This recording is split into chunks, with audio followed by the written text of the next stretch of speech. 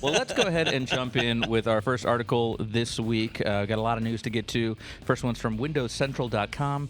Windows 3.1 is officially 30 years old. It's time to open up command line and celebrate the 30th birthday of Windows 3.1. And I'm curious, I know I used 3.1 in school. Did either of you use it in a professional capacity?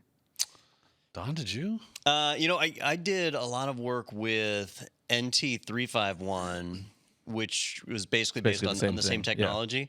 Yeah. But by that point, most of the workstations were at Windows 95. So, yeah, professionally, it was more Windows 95. It was really Solitaire and Minesweeper. I think professionally, for me, it was like NT4, and then all the workstations were 2000 at that point.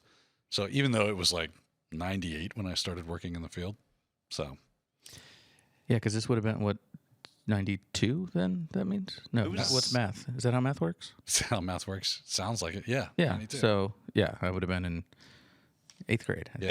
It was a long time ago. I do credit Windows 3.1 with being one of the things that got me involved more in technology because I remember at the time, so my first computer that was really mine was an IBM PC Junior. It ran DOS 3.3, right? So command line only, and that was what I had. And the first time I got access to Windows, my older brother, he was in engineering school, and I'd talked to him on the phone. I was like, yeah, I'm going to try Windows out, and he said, oh, it's really complex. I don't think you'll be able to figure it out. And I was like, well, I'll show him, because it's older brothers, and yeah, I figured that out.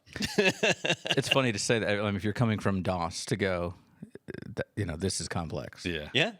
I mean, but I guess it's a lot easier for just someone off the street to pick up. Like if you put a computer, I remember one time in high school there was a computer in the back room that we had kind of a free period, and we were like, oh well, we can play on the computer, and I didn't know anything about DOS, and it would boot up to DOS, and I'd just sit there until I finally figured out some things between the error message suggestions and things. But my goal was really just to launch Windows. But you could sit someone in front of a Windows computer, and I feel like they'll figure out something. At the time, a GUI was not a given thing, right? So there were Apples that had graphical user interfaces. Amiga had their GUI, was somewhat popular. But when I say somewhat popular, there was still like less than 10% of the market that was out there. So it really just was not a given that you'd have a GUI. And Windows 3.1 was the first one to just go truly mainstream, that it was available everywhere because they supported clone computers and not just their own brand. So for a lot of people, that was what really kicked things off until today, where like if you go and buy a computer and it doesn't have a graphical user interface, that's not even going to make it to market. That's just not going to happen. But it also brought us multitasking to the average Joe, and so it really did change computing. It's a big deal, and it's amazing to think that it was 30 years ago. Yeah. So thinking about that experience I had where it would start in DOS, was that only a 3.1 thing where you had to launch Windows yourself, and then after that, when you got to, was 95 next? So 95, yeah. Once 95 came out, it was like you turn the computer on, it booted to the GUI, whereas in 3.1, you had to say, hey, I want that graphical environment. Yeah. And then But DOS was still there. DOS was still there until Windows 2000. Right. So I guess like technically NT4 didn't have it, but Windows 95, Windows 98, Windows Millennium Edition, all of them had where DOS would boot first, Windows would load on top of it. You just didn't see it. And Millennium Edition, one of the reasons it was a disaster was they tried to prevent you, like actively prevent you from being able to get to DOS. Whereas like Windows 95, you could drop out to DOS whenever you wanted.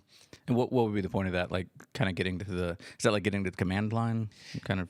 Yeah, sort of, yeah. So they wanted to make it easier for people because you had Mac OS they were competing against where you couldn't get to a terminal at all at the time. So they were trying to stay in line with that.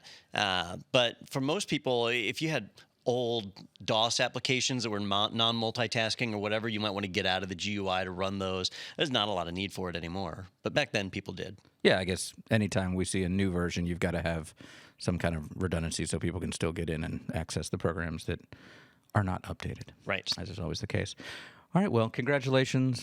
Pop open, a beverage for Windows 3.1 if you were a fan, as many of us were. And it was the precursor to a lot of things. If you enjoyed that segment, be sure to check out our entire podcast available in the playlist right here. And you can always subscribe to stay up to date with the latest tech news and other happenings in the IT world. Be sure to tune in every Thursday for new episodes. I hope to see you there.